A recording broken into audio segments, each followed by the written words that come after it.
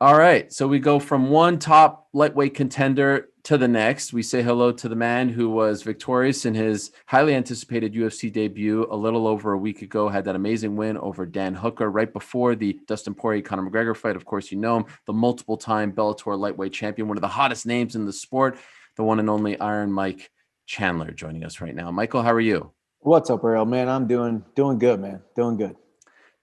Could you explain, if you can you put into words like what the past 8 or so days have been like for you since winning your UFC debut? Have you ever experienced this kind of hysteria, this kind of buzz after any of your wins? You've had a lot, right? You've had an incredible career up until this point, but have you ever experienced this? Does it feel different? It's funny. It does feel different, but it's all a lot of the same. It, it's it's so much bigger from a social media standpoint. I mean, obviously these days, um, there's social media, there's people reaching out, there's all of those things. That's kind of how we rate the standard of buzz, right? And it's getting opportunities to be on shows and do interviews, and of course those things have increased.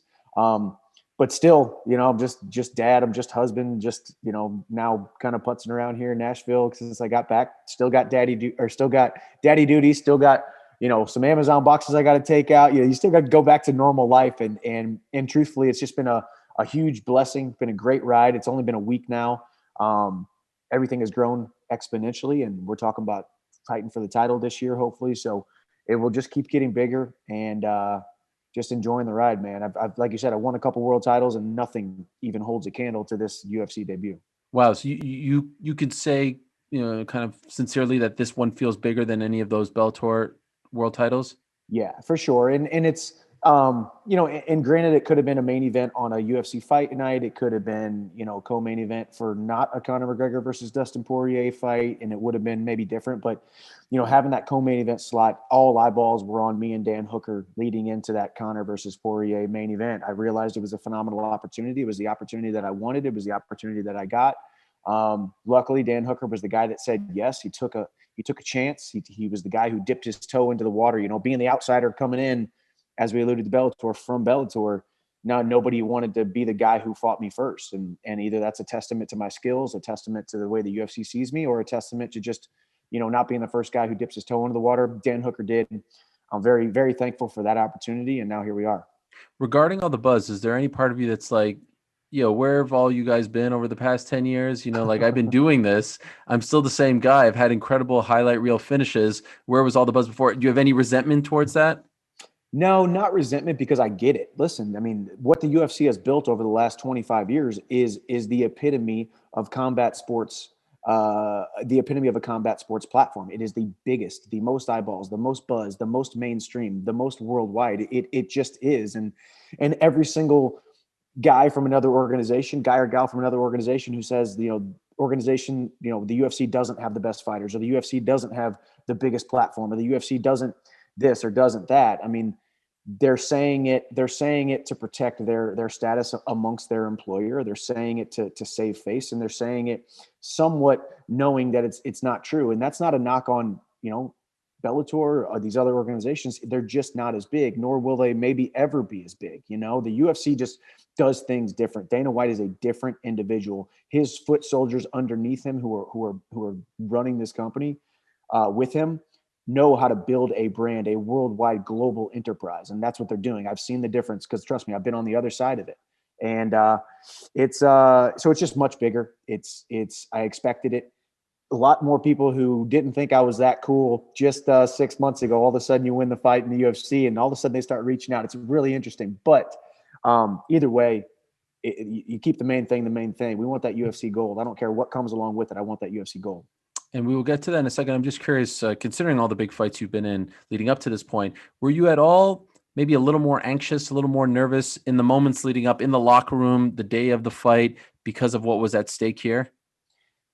I'll tell you what, it was the exact opposite. Listen, Wow. and I've said this too, and maybe you can unpack this from a guy who's spoken to every single, from the lowest brand new fighter on the totem pole to the greatest guys and gals in the sport. Listen, it is much harder to step into hand-to-hand combat with a person that you were supposed to beat than Mm. it is to step inside the octagon, the cage, with a person that is supposed to beat you. Listen, when you're an underdog, you got nothing to lose. Listen, I've spent 12 years in this sport. I've made a great living. I got a wife that loves me, a son that loves me, my family loves me, my God loves me. I am a whole and happy-hearted person. So winning my UFC debut, winning the UFC gold, all that stuff is great, but it's not what really makes me tick. But over the last 12 years, stepping into hand-to-hand combat with people that I'm supposed to finish in the first round, you know, when I'm a perennial top 10 lightweight and I'm fighting a guy that maybe no one has heard of, and I'm supposed to finish them in the first round, and finishing them not in a dominant fashion or not looking phenomenal is falling short, and people start to wonder if you lost a step. Those are tough. Those are scary scenarios. Those are things you get nervous about. Me stepping into the UFC octagon in front of tens of millions of people on a Conor McGregor pay-per-view, the co-main event against Dan Hooker, a top 5 lightweight who everyone has a ton of respect for. It was kind of a win-win situation, you know? I feel like at this point, everything's a win-win situation. I wasn't supposed to be here, you know? I was supposed to, in a lot of people's eyes, just sail off into the sunset as the best Bellator fighter to ever live. And now I got a great contract with a great organization with a great opportunity ahead of me. And it was the easiest, most calm and confident I've ever been in my entire life. So much so that it was a little bit weird. I was waiting for Henry Hooft or Kami, my cornerman, to be like, "Hey man, why are you laughing and smiling so much? Like, you're about to get into a fight in front of millions of people. Like, get serious." And I couldn't. I was serious, but I was a joyful, happy, serious, and it was phenomenal. I can't wait to go do it again, man. I'm ready to do it again, and I have proven that. Okay. Be honest though, when you were dreaming of the fight, envisioning the fight, did you think it would end that soon? Like, were you expecting a first round finish? I always hoped for a first round finish, but I never expect it. Especially a guy like Dan Hooker. I mean, Dan Hooker, it takes Dan Hooker's opponents an average of 122 significant strikes to beat him. Wow. It took me 17, and dropped him after number 4 or 5, put him on the ground, and then hit him with a couple. He's never been knocked out to the head. He's been knocked out to the body, but he's never been knocked out to the head. The guy's barely ever been finished. He's never been finished in the first round. So to say that I expected that to happen, I'd be lying to you. I knew I had a tough test in front of me. I knew I had a tall order, both literally and figuratively. Everybody kept talking about the height difference. I think it was perfect. The height difference. I looked so short compared to him because he's just such a tall guy. He says he's listed at 6 foot. I think he's listed at taller than that. So we knew it was a tough road ahead of us, but man, it worked out perfectly. I did not expect it, but I'm glad it did. I took 0 damage, and I'm ready to go step in. Yeah. Everything about it was incredible, but can you just do me this one favor, please? Can you just stop with the backflip? I mean, are you done with it? I mean, I won't ever do that again. Oh my gosh. Actually, for the record, I have never in my entire life done a backflip off of the top of a cage. I decided to do it first time, no practice, in front of tens of millions of people as the co-main event on a Conor McGregor pay-per-view. Yeah. Could have went really, really great, which it did, thank God, or it could have went really, really bad. So I'll keep it on the canvas from now on. Okay. Yeah. I mean, it was just like everything from the actual flip to the landing was somewhat terrifying. You got it. Now you could get it out of your system. And then what about that promo? Can we just talk about that promo? I mean, can you just tell me, so you're just for my ego, you're listening to DC and I mean, the #1 show at ESPN, and you see us talking about how you're Ric Flair, you're the champion coming from another organization.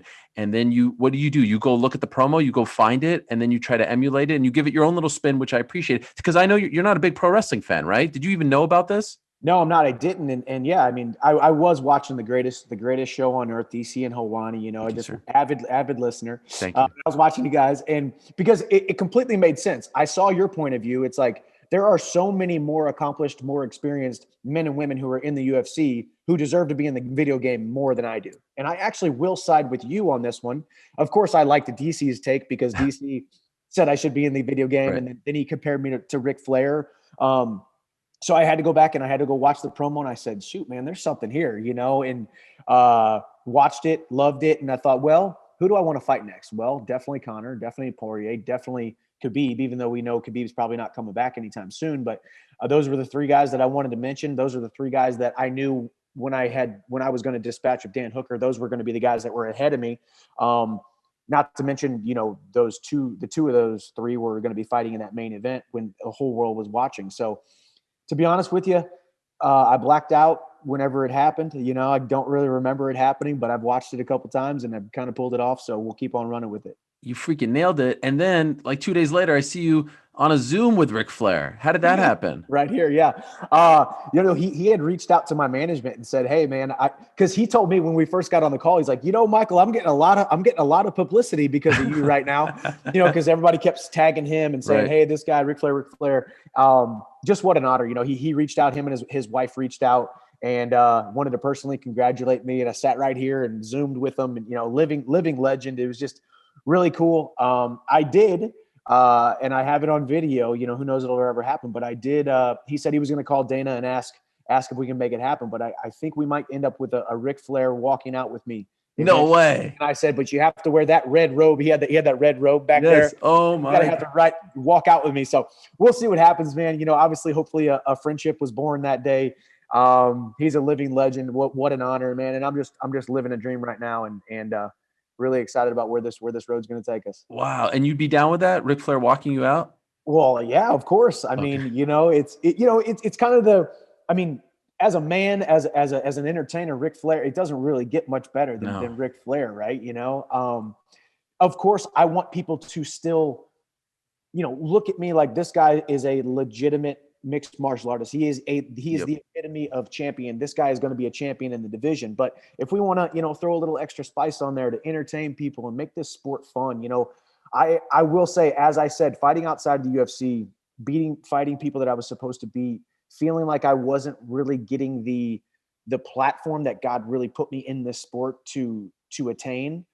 There was a lot of not fun times with it. There was a lot of feeling like I was flying under the radar, being underutilized, being a diamond in the rough that may never really see the light of day. And I feel like right now, just over the last 8 days, I've gotten more shine, more platform, more opportunity that I have in the last 8 years. And that brings about a new sense of joy, a new sense of excitement. So I want to take this ride as long as possible. I want to win world titles. I want to make a great living for my family, and I want to have fun with it, you know? So I want the sport to be fun. Well, that would be incredible. Holy smokes. I can't believe our little stupid conversation has led to this potentially. So we look forward to that. Okay, so now let's talk about the future. Let's be very clear.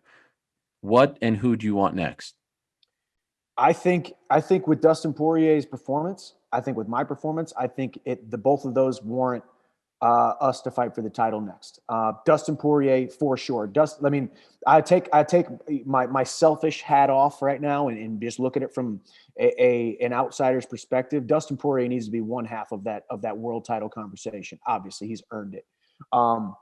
I think my performance, the domination of a guy who has never been dominated like that, the finishing of a guy in 2.5 minutes, which it took Dustin Poirier 25 minutes to beat him, and he didn't even finish him at that. I think it just doesn't show that I'm necessarily levels above Dustin Poirier or levels above any of these guys, but it does show that on any given night I can put away any of these guys, and in a dominant fashion, in an exciting fashion, in a very fast fashion. But we will see. You can't fault Dustin for taking. I mean, obviously they're talking about the Conor McGregor trilogy. That's a great trilogy. That's a combat sports fans' dream to see those two guys fight again. They're 1-1, each of them with a TKO. So if that happens, I think more than anything, we need some clarity in the lightweight division. You know, what is Khabib doing if he's not coming back? Relinquish the belt, and I'll tell you what, things are working out perfectly. Stars are aligning right now with me and another man named Justin Gaethje, with both of us behind the wheel with our foot on their gas, with all gas, no brakes, headed towards a collision course inside of the UFC octagon. That would be an awesome fight. That's a fight that I think the stars have aligned perfectly to happen. We're obviously the clear number one contenders. Me, him, and Oliveira are all clear number one contenders. Justin Gaethje's coming off of a loss. Dustin Poirier beating Tony Ferguson. Me finishing Dan Hooker. Man, there's no shortage of great lightweights in this division. No shortage of great names in this division. I'd like for my name to be attached to that UFC lightweight title fight. We'll see what happens. Okay, so as a follow-up, do you think it's time they take the belt off Khabib respectfully, just because he's very clear, I think, about what he wants to do, and that's not fight again. And I think everyone should respect his reason. The next fight, like the next time Dustin fights, do you think that should be for the vacant title, regardless of opponent? Do you think he's earned that A side or B side of a title fight next, and it should be for the vacant title at this point? Or do you think they should keep the belt on Khabib for at least another year to give him a little more time? He has, okay, so your first question, do I think they should pull? I don't ever want to use the word strip or really obviously Khabib is the greatest of all time. Khabib deserves, he's the lightweight champion, but he has made it clear, yes, he's not coming back. It's already been a quarter of a year. It's been going on 4 months since he said, I'm not coming back. They had kind of the tease of whether or not he's coming back. He definitely saw something spectacular in me. He saw something spectacular in Dustin. It still wasn't enough for him to come back. Charles Oliveira looked spectacular back in December. I mean, at some point, he's got to admit, I'm not coming back. Dana is going to need to admit to himself that Khabib is not coming back. And we need to move on with the lightweight division in a, as you said, respectful manner. So I think, yes, that title should be up for grabs very soon.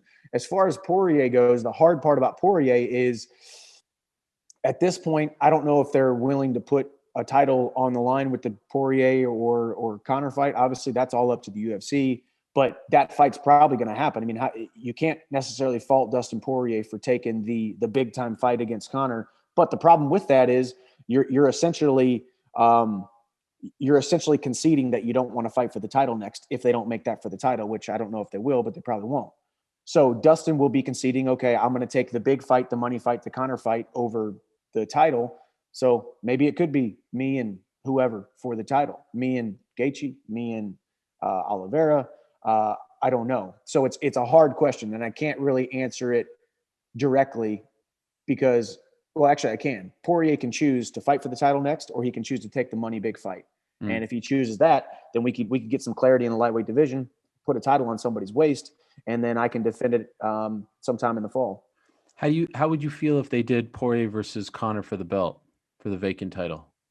Man, this is I don't know. Like, I'm operating from the standpoint that, like I said, I'm on borrowed time right now. I'm enjoying all of this. This is so much fun. This is a new time in my career, a new birth of who I am and what I'm doing. So I don't really have time to sit back and let that bother me if they did. Listen, who's the biggest name in combat sports? Conor McGregor by far. Who is the number one lightweight contender and proven himself? Dustin Poirier. The UFC has earned the right over the last 28 years, as long as they've been building this company, to make decisions that a lot of people don't like, make decisions that maybe it's contrary to popular opinion. So if they did, I wouldn't be mad. If they don't, I understand why. If I don't get the next title shot, I understand why. So I'm just kind of taking it in stride. I will be indifferent about that decision. All I know was I'd love to make myself the clear number one contender in a car crash with Justin Gaethje. Okay. Did you happen to see I still got you, right? Yep. Yep. Did you happen to see Dustin's response when he was asked about potentially fighting you next? And if so, what did you make of it? I did. It was a little disheartening, I mean, here's what I would say, and I say this in the most respectful way possible. This whole like earning it thing, the kid hasn't earned it, Chandler hasn't earned it, Michael hasn't earned it. It's like, listen, man, yeah, I'm new to the UFC, but I'm not new to the sport. I'm going on 30 fights here in the next couple fights. I got 27 fights of hand-to-hand combat, mano a mano, one-on-one under the unified rules of mixed martial arts. Maybe it wasn't in an octagon. Maybe it wasn't in the same cage that you have fought in 20-something times, but I've done it. And I've done it with some of the best of them. I've done it with former UFC champions. I've done it with a lot of them. I've been a perennial top 10, top 15 guy, even at my worst, even when I lost fights, even when I had to pull myself back up and dust myself off. Don't use the phrase hasn't earned it around me. Now I just came into your organization. I just came into the top 5, kicked down the door, knocked out a guy in 2.5 minutes that you couldn't finish in 25 minutes. And I think I've cemented myself as a top guy. Have I earned it in the UFC yet? No. But if that's the case, I'm not going to earn it in the UFC to his standards for the next 10 fights. The guy's got 26 fights in the UFC. At what point do I earn it? So I heard it loud and clear right away. And then I started thinking about it and thought, man, it is definitely a little bit on the, I'm not going to use the word disrespectful, even though I just did. It's probably going to make the headline. But it kind of is. But it doesn't really matter. At this point, I've cemented myself inside the top 5. I finished the guy that nobody else thought I was going to be able to finish, cemented myself in the top 5, and we're going to see some clarity. You know, I've said yes now to every single opportunity. I said yes to 3 different opponents in October. I said yes to numerous opponents in January. I ended up being on Dan Hooker. Matter of fact, I even said yes to another opportunity here in the next couple of weeks, try to get some clarity in the UFC lightweight division. I've showed up from outsider to insider to dark horse to contender within the last couple months. So you think I earned it, whether you think I earned it or not is irrelevant. I'm going to win the world title here in 2021. What's that opportunity in the next couple of weeks? I said yes to an opportunity. I had a phone call. It just said, "Hey, would you be willing to fight in the next couple of weeks?" And I said yes. There's a big pay-per-view coming up. I said yes to it. I knew didn't have any names being thrown around necessarily, but I knew that it would be somebody by process of elimination, somebody ranked ahead of me. Mm-hmm. And is that happening? It's not happening. I had a 24-ounce bone-in ribeye sitting in front of me at Kane Prime Steakhouse, my favorite place on earth, my favorite place to eat on earth. I stopped eating it right then and there. I was on a plane to Florida. I landed in Florida 48 hours later because I said yes to another opportunity. I was ready to stay there and train for the next 8 days and then hop on a flight to Vegas. It did not come to this opportunity did not come to fruition based on the other person saying no. But I said yes. I'm trying to get some clarity in this lightweight division. I'm trying to strike while the iron is hot. This UFC lightweight division needs a fresh mix-up, a fresh face, a fresh leader, and I'm right here to put myself on the leaderboard. Wait a second. You're back home in Nashville. You're at your favorite steakhouse. You're eating. You get a call to fight. Is this on the February 13th pay-per-view? Okay. Yeah. At this point, I didn't know it needed a new co-main event. Yeah. Because of Chris Weidman and Uriah Hall, right? Yeah. Come to find out, it turns out that was it. But we didn't know that. Yeah. I mean, I was asked, would you be willing to fight February 13th? I, without hesitation, said yes. Wow. And then you got on a plane to Florida, and then the fight fell through, and then you came back home? Yeah. What? That's crazy. This all happened last week? Yeah. Who was the opponent? You know the opponent, you're just not telling me, right? I mean, I know by process of elimination who they were probably talking to. But Gaethje or Oliveira? I don't know. I mean, the UFC is a big organization, great organization. There's no shortage of lightweights. There's only a couple that are ranked ahead of me. So we'll leave it at that. Wow. And are you bummed it's not happening? Heck yeah, I'm bummed, man. I was ready to step back into that UFC octagon, continue to climb the ranks, continue to climb the ladder, because all these other guys want to sit out and jockey for position. Now, listen, I understand. Am I disappointed? Absolutely. But do I hold it against anybody who's not taking the fights against me? No, I'm not. Listen, Ariel, let's just go down the line real quick for everybody who doesn't know. I signed in September. I said yes to Poirier, yes to Ferguson in October. Turns out they both said no. I turned into the backup for the world title fight. Then I wanted to fight in January. Poirier gets booked against Conor.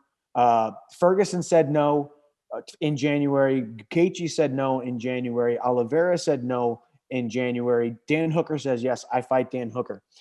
I'm by no means a yes man. I'm here to stand up for myself, but I'm here to strike while the iron is hot, boys. You got to make hay while the sun is shining, and the sun is shining on the UFC lightweight division, the most energetic, most electrifying, most shaken up, most fun division, most deep division in the UFC, man. And I'm here to have a good time, and I said yes. I'm saying yes while a lot of other guys are saying no, but it's neither here nor there. As I said, am I disappointed? Yes. But do I hold it against these guys? Absolutely not. So what are the chances now this gets moved to the March 6th one, the March 27th pay-per-view? There's a few coming up. Is that the plan? There is no, and that's not the plan. So there's a big difference between saying, hey, listen, I'm in shape. I just got done with the training camp. I can leave my family for 12 days, 14 days, 16 days, go climb the lightweight ranks, go solidify myself as a number one contender, go make another paycheck. There's a big difference in that and then saying, okay, hey, you can fight in March or early April. Now I got to go leave them for 6 more weeks. Listen, I was in training camp back in 2020 from March to August, then September, then from August to October, and then from November all the way to January. Man, I got to give my family time, my service, my love. I want to be right here under this roof here in Nashville with them for the next 4 or 5, 6 weeks. I want to take some trips. My wife's favorite thing in the world is to travel the world. So So we're going to do some traveling. And my body deserves a little bit of rest, a little bit of reset. But it's going to be a nice, fun summer, and I will solidify myself either as the world champion or the number one contender in the lightweight division. Wow, that is wild. I'm looking at the rankings. There's only 2 guys between you and Dustin, and that's Charles and Justin. So who's the one? Who said no? Come on. Hey, man. You got. I just spoke to Charles. He didn't mention any of this. He didn't mention any of this. He wants to tell you what he said. He said the fight that has to happen is him versus Dustin for the vacant title. Of course, that's what he thinks. And this is the thing. We know Dustin's going to fight Conor next. So now Oliveira wants to wait. I don't hold it against these guys for wanting to wait and jockey for position. Listen, these guys have cut their teeth and put their time in, their blood, sweat, and tears here in the UFC for a really long time. But, man, I get it. It's guys, I'm not saying they're not trying to stay active. I mean, obviously Charles just fought in December, so he's got a little bit of time to wait if he wants to wait till the fall now. But now you're waiting 8-9 months between fights. I'm here to freaking fight, man. I'm here to get inside that UFC octagon and start collecting wins, start collecting bonuses, and collecting paychecks, and collecting a number by my name. I already did that. I got number 4 next to my name in the UFC lightweight rankings. I'm not going to be satisfied till it's 3, 2, 1, or a C next to my name. And I think these guys are going to say yes eventually. I think these guys also deserve to sit out if they want to, but just don't be mad if you get passed up. Well, now I wish I spoke to you first, because then I could have gotten his response to all of this. I guess you must have gained some brownie points, right? I mean, like, the UFC must be loving you right now for doing that. So because this fell through, what do you think? Okay, if you were to sit back, tell me, crystal ball, honestly, what do you think happens for you next and for the title? Who do you think is your next opponent because of what just happened here? Because I actually think, look, this is the way it works sometimes. You step up, they'll reward you. You don't step up, you kind of go a little bit to the back of the line. So I can foresee a scenario where they're going to even push you even more now because you did this. Yeah, I mean, I don't know. I don't know. I mean, all I know is I'm just. What do you think happens? Tell us. What do you think? You versus Justin? Dustin versus Conor, you versus Justin, number one contender. Is that what you're thinking? That would be my favorite. That would be my preference. I think me versus Gaethje is a fight that everyone wants to see. You know, are you kind of over Charles at this point because of this? No. I think Charles. I mean, well, first of all, I never told you whether they offered the fight to Charles or whether it was, I'm just reading between the lines here. No, all I know is a name was actually not thrown out to me. All I said was, yes, I would fight on February 13th. You said yes to anyone. Anyone. Oh my gosh. They must have like a freaking shrine built for you at this point. No, they don't have a shrine built for me. This is what we do. We're fighters. We say yes to fights. That's what we're supposed to be doing. And granted, I realize I'm coming in a position where I need to say yes more than other people need to say yes. But right. No. It's all worked out well. If I had it my way, yeah, it would be Justin Gaethje, because I think that's a fight that excites me. I think it's a fight where I match up extremely well against Justin Gaethje. You know, you had a guy who I tangled with a couple times named Eddie Alvarez, who beat Justin Gaethje whenever they fought for the unofficial title of most violent guy in mixed martial arts, the most violent guy in the UFC. Eddie Alvarez won that fight. I think I'm the new most violent guy in the UFC. If Justin Gaethje wants to prove that, he's going to need to step in the octagon against me. If he wants to wait, there's obviously the Oliveira fight that he could get. I guess he could also get the Poirier fight, or the winner of Poirier and Conor. I mean, you know, I'm willing to say yes when a lot of guys are saying no. That doesn't make me any better or worse or cooler or tougher than anybody. But I just know time's a wasting. You know, every day that's going by, you know, all of us are getting older. All of us are ticking time off the clock. And if you don't need to get ready if you stay ready. So I'm going to stay ready between now and whenever, but I will enjoy my family. I will enjoy a little bit of downtime, and I will enjoy a little bit of vacation with the people that are nearest and dearest to my heart. 3 last quick things, considering what you just said, the downtime, perfect world, what month do you want to return in? I haven't really thought about it. I mean, obviously I want, like I said, another, 4 weeks to let the body rest a little bit, stay up on my body work. So that puts us into February, March, and then a 2-week or 2-month training camp. So I don't know, April, May, June. Okay. One thing that I hope to ask Dustin about later today is, he said, like you were talking about how he said, you didn't earn it and all this stuff yet. Do you think his hesitation about fighting you or his reluctance to fight you has anything to do with what happened with the negotiations in October and how kind of, you were used at, he had negotiations with the UFC. They couldn't come to terms. So then they went to Ferguson to fight you. And then that failed. And then they went to him to fight. Do you feel like he holds any resentment because you were kind of put in between them? Maybe, but I don't really think so. I mean, I could be wrong. I can't really put myself in his shoes. I think I just came into the UFC at a very interesting time. I came into the UFC in that September time range, that late August, early September time range, when they were working on that, and a new lightweight got himself inserted into the picture right away. It wasn't like I came in and said, "Hey, I want that fight. Let me circumvent somebody. I'll get paid less and save you guys money," or this, that, and the other thing. There wasn't any of that like weird stuff happening. I just showed up and said, "Hey, I don't have a dance partner. Who wants to fight? When we fight, and I want to fight a top 5 guy." Those guys weren't booked yet, so I don't really know. I know I haven't really asked for much.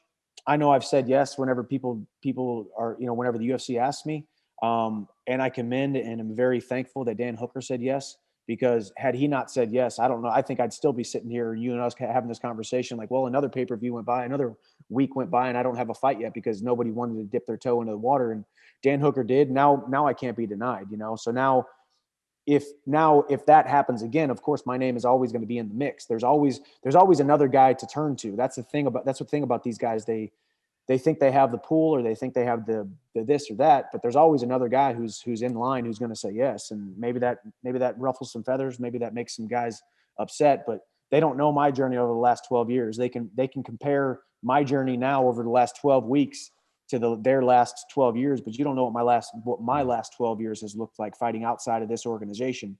And I'm here to shake things up, and I'm here to win the UFC world title. Last thing, this time next year, are you UFC champion? Yes. I think I fight this summer sometime. I want to fight 3 times this year. I want to fight January, summer, and fall, whether it be next for the UFC lightweight title or next for the lightweight, the number 1 contender spot, and capture the title by the end of the year.